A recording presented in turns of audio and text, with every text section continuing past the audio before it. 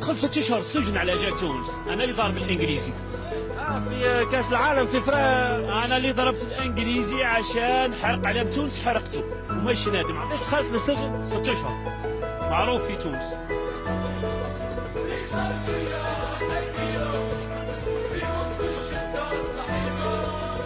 الانجليزي اللي قاس علام تونس قصته، اللي حرق علم تونس وحرقته.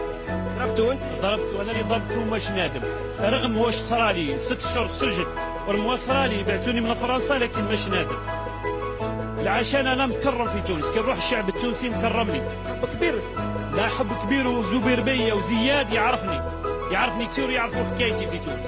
سلم لي عليهم اللاعبين القدامى كلهم يعرفوني. سلام لكل الشعب التونسي. انا في الجزائر يعيطوا لي محملاوي التونسي، محمد التونسي وماشي نادم.